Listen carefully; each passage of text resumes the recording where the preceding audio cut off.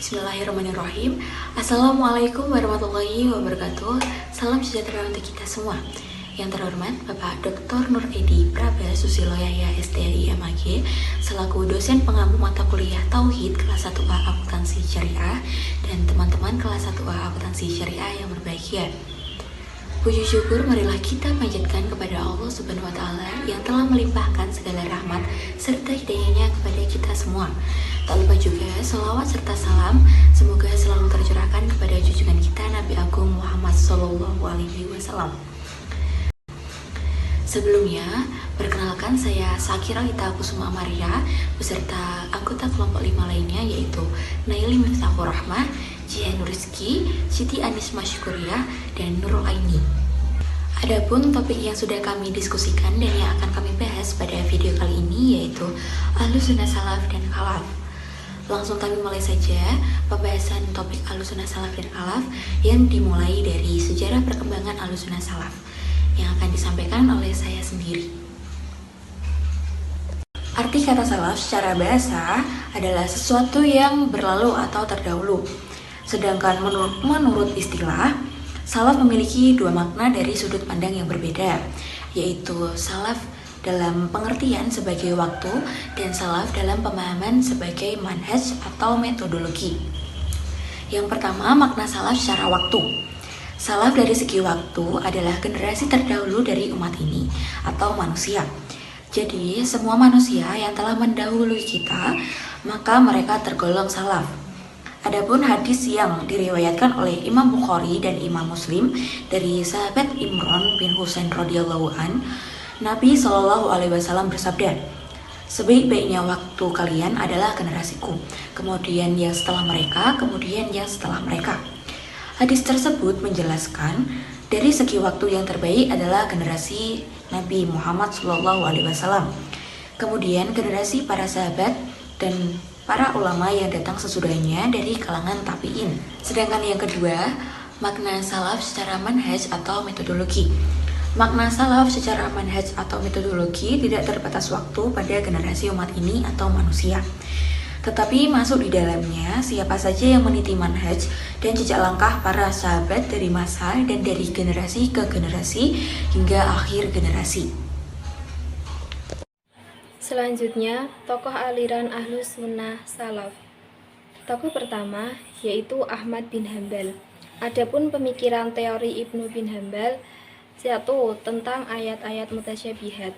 Ibnu Hanbal bersikap menyerahkan atau tafwid makna-makna ayat dan hadis mutasyabihat kepada Allah, Rasulnya, dan mensucikannya dari keserupaan dengan makhluk.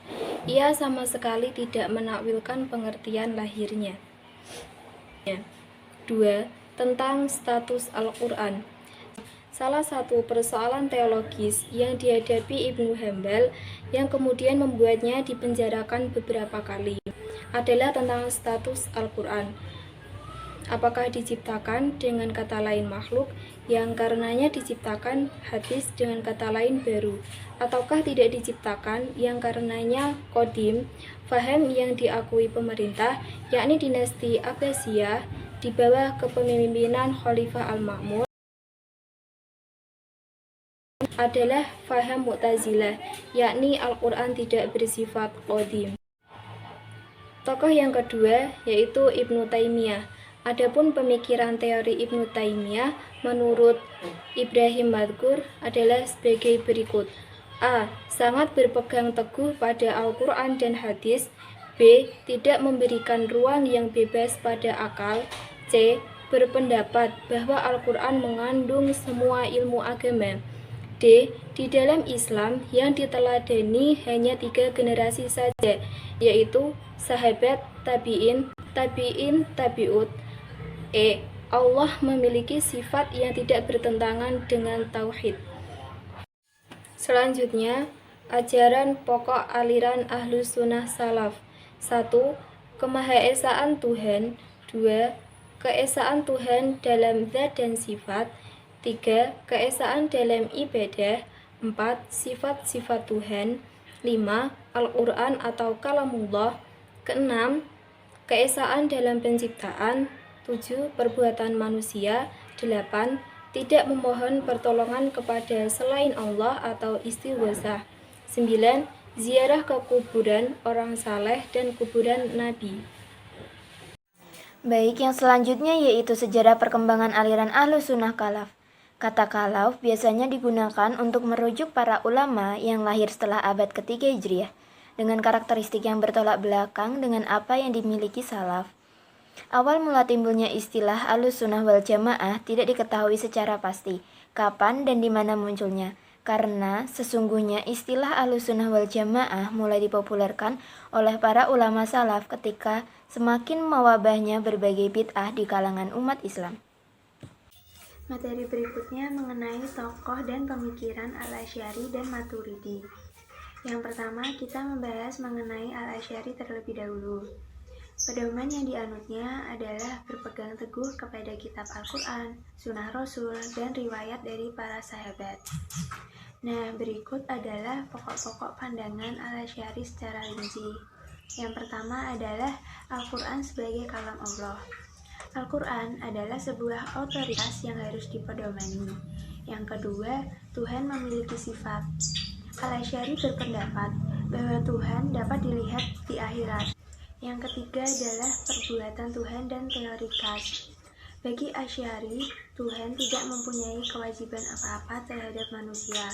Dengan kekuasaannya yang mutlak, Tuhan bisa saja memberikan petunjuk pada siapa yang dikehendaki atau sebaliknya. Yang keempat, konsep tentang iman. Iman bagi Al-Asy'ari merupakan perbuatan hati. Jadi, selama diri seseorang masih terdapat kepercayaan, maka masih dapat disebut sebagai mukmin. Berikutnya kita membahas mengenai Al-Maturidi. Inti pokok dari Imam Al-Maturidi banyak dipengaruhi oleh pola pikir Imam Abi Hanifah yang banyak memakai rasio dalam pandangan keagamaannya. Selanjutnya, pokok-pokok pemikiran Al-Maturidi sebagai berikut. Yang pertama, mengenal Al-Quran. Ia mengatakan bahwa Al-Quran adalah kalam Allah yang takdir, yang qadir, tidak dirubah, tidak diciptakan, tidak baru, dan tidak ada permulaannya.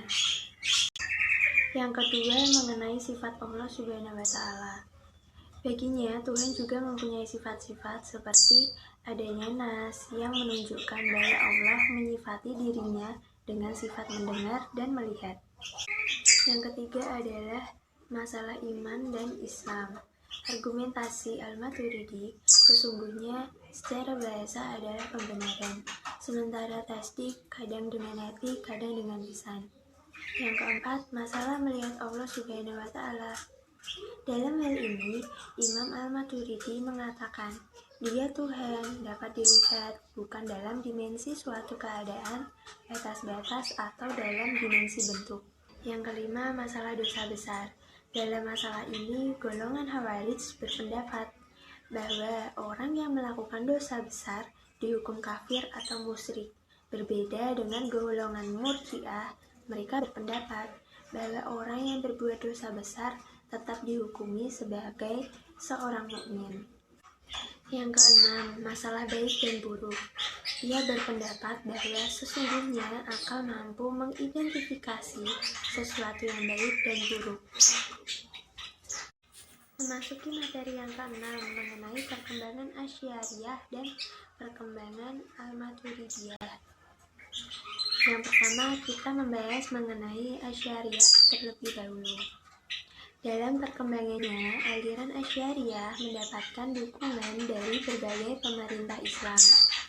Salah satunya dinasti Ghaznawi di India pada abad ke-11 sampai 12 Masehi. Karena itu, paham Asy'ariyah kemudian menyebar di India, Pakistan, Afghanistan, dan wilayah lainnya, termasuk Indonesia. Berikut adalah tokoh-tokoh dari Asy'ariyah. Yang pertama adalah Abu Hasan Ali bin Ismail al-Asy'ari. Yang kedua, Al-Baqillani. Yang ketiga, Al-Juwain. Yang keempat, Al-Ghazali. Yang kelima, Al-Sanusi. Berikutnya mengenai perkembangan Maturidiyah. Aliran Maturidiyah meyakini bahwa akal dan syariat saling melengkapi untuk mencapai kebenaran ilahiyah. Sementara penanaman Maturidiyah dinisbahkan kepada nama pendirinya, Abu Mansur al-Maturidi. Di masa silam, aliran ini berkembang pesat di Maturid, Samarkand, sehingga dikenal sebagai aliran Maturidi Samarkand. Selain di Samarkand, Maturidiyah berkembang di Bukhara. Dua tempat ini dianggap sebagai epicentrum tumbuhnya aliran pemikiran Maturidiyah. Dari sisi fikih, penganut Maturidiyah pada masa awal kemunculannya bermazhab Hanafi. Mazhab Hanafi dikenal sebagai mazhab fikih yang meneluarkan banyak pemikiran tentang hukum Islam dengan disertai pertimbangan rasio tanpa mengabaikan sumber-sumber utama dalam syariat. Berikut adalah tokoh-tokoh dalam Maturidiyah, yaitu Abu Mansur al-Maturidi, yang kedua Al-Bazawi.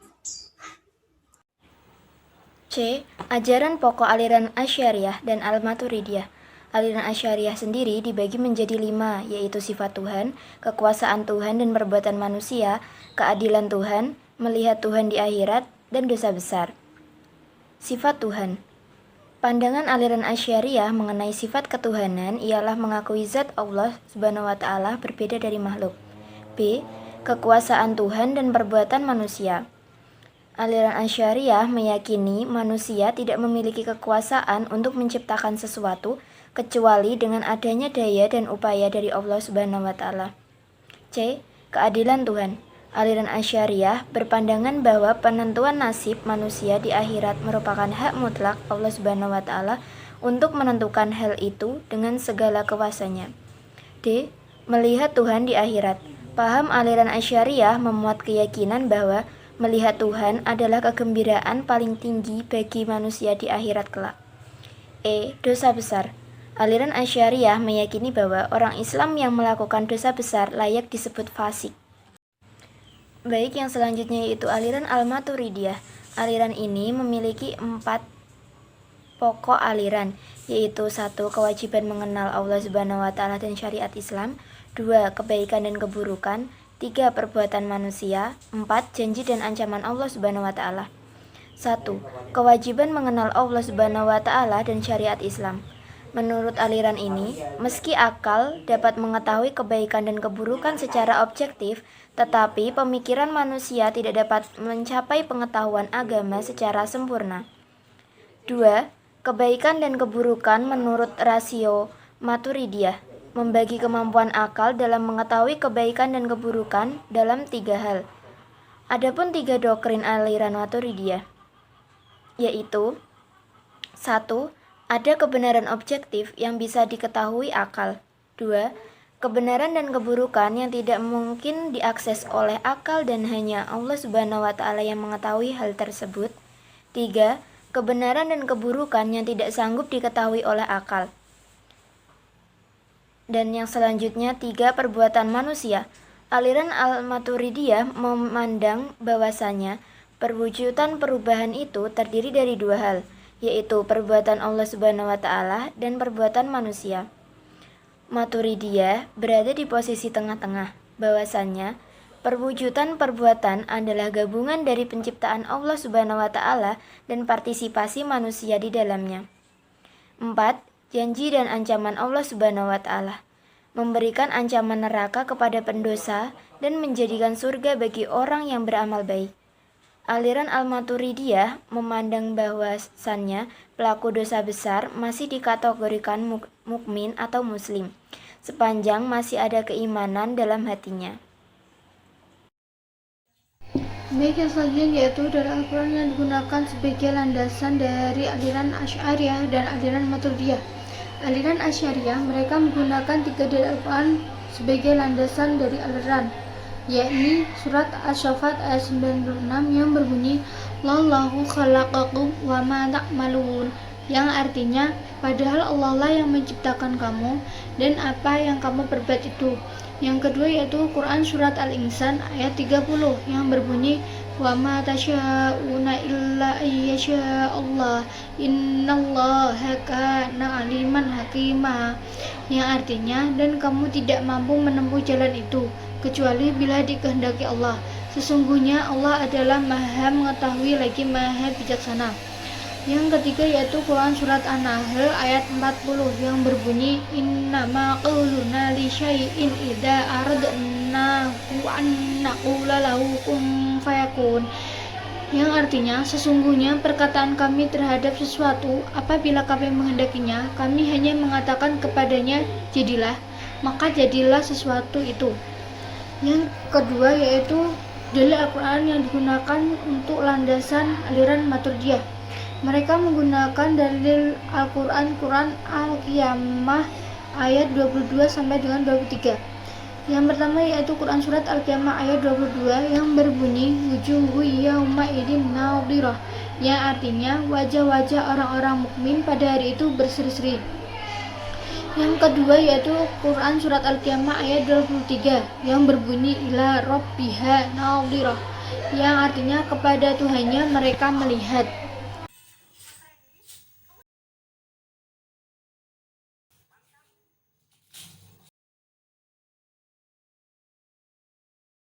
Demikian hasil diskusi dari kelompok 5 dengan topik Ahlussunnah Salaf dan Khalaf.